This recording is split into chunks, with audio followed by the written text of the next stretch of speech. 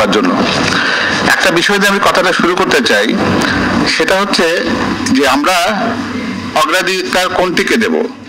শুধুমাত্র কি আমরা সেই সংজ্ঞার জটিলতার মধ্যে ঘুরবো যে তারা আদিবাসী কিংবা উপজাতি কিংবা ক্ষুদ্র নৃগোষ্ঠী এই জায়গায়, নাকি তাদের এই যে প্রজন্মের আর্থসামাজিক উন্নয়ন, তাদের শিক্ষা, তাদের স্বাস্থ্য, তাদের অর্থনীতি, তাদের যোগাযোগ এবং সর্বোপরি বাংলাদেশের জন্য তাদের দেশপ্রেমকে সামনে এনে আমরা কথা বলবো।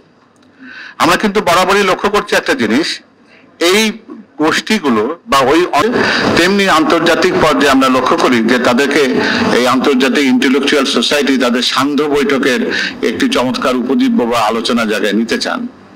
আমরা যদি সেগুলোকে বাদ দিয়ে তাদেরকে বাংলাদেশের জনগণ, তাদের সকল জনগোষ্ঠীকে দেশের মূল ধারার সাথে, মূল স্রোতের সাথে যদি মেশাতে চাই, তাহলে আমাদের পুরো নিরাপত্তা বিশ্লেষণটা শুধুমাত্র সামরিক নিরাপত্তার আঙ্গিকে না দেখে এটিকে সামাজিক নিরাপত্তা এবং একই সাথে রাজনৈতিক নিরাপত্তার দৃষ্টিভঙ্গি থেকে দেখা দরকার। আমরা জানি যে এখানে যারা বসবাস করছেন তাদের ভেতরে শুধুমাত্র যে এই আদিবাসী সংক্রান্ত জটিলতা বা সেই প্রশ্ন কি একমাত্র সামনে আছে তেমন নয়। এমন যে গোষ্ঠীগুলোকে নিয়ে আমরা কথা বলছি তাদের ভেতরে কিন্তু সংখ্যানুপাতের এবং তাদের ভেতরকার পারস্পরিক উন্নয়ন সংক্রান্ত কিন্তু একটা বিভাজন এবং সেই জায়গার একটা বৈষম্যের ধারণাটি রয়েছে। আমি যেহেতু একজন শিক্ষক এবং মেডিকেল কলেজে আমি জানি যে তাদের একটা কোটা আছে, সেখানে তাদের ছাত্রদেরকে একটা নির্দিষ্ট কোটায় তাদেরকে অন্তর্ভুক্ত করা হয়, উচ্চশিক্ষার ক্ষেত্রে সেটি রয়েছে। কিন্তু এটাও তার সাথে জানা দরকার যে উচ্চশিক্ষায় যাওয়ার পূর্ব শর্ত হচ্ছে শক্ত প্রাথমিক এবং মাধ্যমিক পর্যায়ের শিক্ষার ভিত্তি।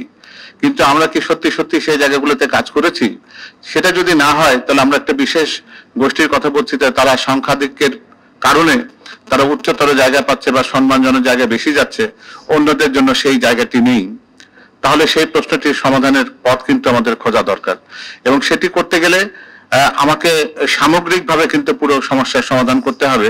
কারণ যদি শক্ত ভিত্তির প্রাথমিক শিক্ষা না থাকে তাহলে জোর করে একজনকে উচ্চশিক্ষায় শিক্ষিত করে এই অপেক্ষাকৃত যারা সংখ্যায় যারা নগণ্য তাদেরকে কিন্তু আমরা অগ্রাধিকার দিতে পারবো না।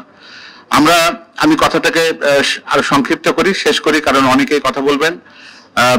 আমি পুরো ব্যাপারটাকে দেখি, বাংলাদেশ জাতীয়তাবাদী দলের ভারপ্রাপ্ত চেয়ারম্যান মহোদয় একটি কথা বলেছেন যে আমাদের ঠিকানা যেখানেই হোক, পাহাড়ে কিংবা সমতলে কিংবা প্লাবনভূমিতে কিংবা দ্বীপাঞ্চলে কিংবা উপকূলে, আমাদের সবারই পরিচয় একটি এবং অভিন্ন হওয়া দরকার যে আমরা সবাই বাংলাদেশি। আমরা বাংলাদেশি চাকমা হই, আমরা বাংলাদেশি মারমা হই, বাংলাদেশি গারো হই, আমরা বাংলাদেশি সাঁওতাল হই, বাংলাদেশি রাজবংশী হই, বাংলাদেশি মুন্ডা হই, বাংলাদেশি খাসি হই। তাদের সাংস্কৃতিক যে বিকাশমানতা রয়েছে, তার ঐতিহ্য রয়েছে, সেটি সংরক্ষিত হোক। আমরা বাংলাদেশের যারা আপামর জনগোষ্ঠীর ভেতরে যারা বসবাস করি তাদের ভেতরে তো ভাষাগত কিংবা সাংস্কৃতিকগত বিভাজন রয়েছে। চট্টগ্রাম, সিলেট কিংবা খুলনা কিংবা উত্তরাঞ্চল, তাদের প্রত্যেকের ভিতরে কিন্তু অভিন্ন একটা জাতিসত্তা যেমন রয়েছে, আবার সাংস্কৃতিক জগতের কিন্তু ছোট ছোট নিজস্বতা স্বকীয়তা রয়েছে।